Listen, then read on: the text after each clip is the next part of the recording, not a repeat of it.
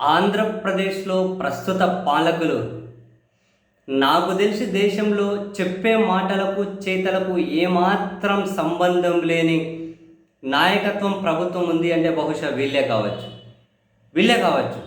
ముఖ్యమంత్రి గారు ఎక్కడ నోరు తెరిచినా ఆడబిడ్డల జోలికి వస్తే అంతు తేలుస్తాం అంటుంటారు.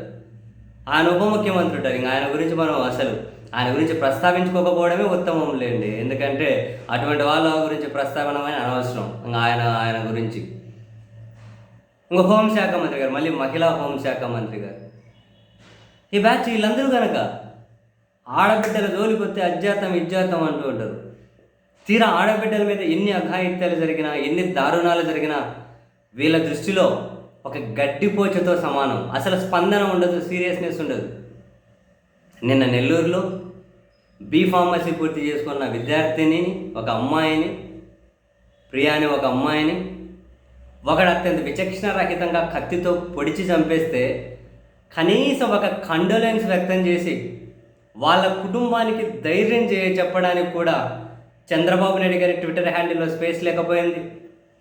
ఇంకా ఉప ముఖ్యమంత్రి గురించి ఆయన గురించి పక్కన పెట్టేయండి, ఆయన దాంట్లో స్పేస్ లేదు. హోంశాఖ మంత్రి గారు ఆమె ట్విట్టర్ స్పేస్ లేకపోయింది, ఆమె ట్విట్టర్ హ్యాండిల్లో. నారా లోకేష్ గారి ట్విట్టర్ హ్యాండిల్లో స్పేస్ లేకపోయింది. ప్రధాని గారు మణిపూర్ వెళ్తే అంత తగలబడిపోయి 2 ఏళ్ల తర్వాత ఇప్పుడు ఈయన వెళ్తే అక్కడికి దాని మీద వీళ్ళందరూ ప్రౌడ్గా ఫీల్ అవుతూ ట్వీట్లు చేస్తూ ఉన్నారు. దాంట్లో ప్రౌడ్గా ఫీల్ అవుతున్నారు. ఇప్పుడు ఇన్ని రోజులు పోనందుకు బాధపడాలి. ఆడంత రగిలిపోతుంటే కనీసం ఇన్ని రోజులు అక్కడికి ఆ క్షేత్రస్థాయిలో పర్యటించలేని ప్రధానమంత్రిని క్వశ్చన్ చేయాలి. ఆయన పోవడమే ప్రౌడ్ మూమెంట్ అని చెప్పి ట్వీట్లు వేసుకుంటున్న వీళ్ళు ఒక అమ్మాయి ప్రాణం గడ్డిపోచతో కూడా సమానం కదా, దాని మీద కనీసం స్పందించలేరా? ఆ కుటుంబానికి ధైర్యం కూడా చెప్పలేరా? మినిమం కండోలెన్స్గానే వ్యక్తపరచలేరా? ఒక అమ్మాయిని అత్యంత కిరాతకంగా పొడిచి చంపేయడం అసలు వీళ్ళకి పెద్ద న్యూసే కాకుండా పోయిందా? వీళ్ళకి ఇంకెందుకు ఊరికే పెద్ద తోపుడు మాటలు? మీ సంగతి తేలుతాం ఆడబిడ్డల జోలికి వస్తే ఏం అబద్ధాలు కాదు, మోసం చేస్తున్నారు జనాలను. నా బాధది, రవ్వంత సీరియస్నెస్ లేకుండా జనాలను మోసం చేస్తున్నారు. దిశ లాంటి యాప్ ఉంటే దాని మీద గొక్క పెట్టి ఏడిసిరి. వీళ్ళకి వచ్చిన నొప్పి ఏందో నాకు అప్పుడు అర్థం కాలే, ఇప్పుడు అర్థం కాలేదు. మేలు జరుగుతుంది, కీడైతే జరగదు కదా దాని యాప్ వల్ల. అప్పుడు గొక్క పెట్టి ఏడిసిరి.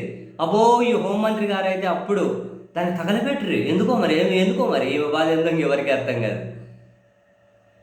ఆ మెడికల్ కాలేజీల మీద అబద్ధాలు చెప్పడం కోసం టైం ఉన్నటువంటి అంత టైం ఈ మేడం పరిధిలో ఉన్నటువంటి హోంశాఖ పరిధిలో దాని మీద స్పందించడానికి టైం లేకపోయింది. ఎంత దారుణమైన పాలకులు, ఎంత దారుణమైన మనస్తత్వం! ఇట్లాంటి పాలకులా కావాలి? ఇలాంటి మనస్తత్వం పాలకులకు ఉండాల్సిందే. హెట్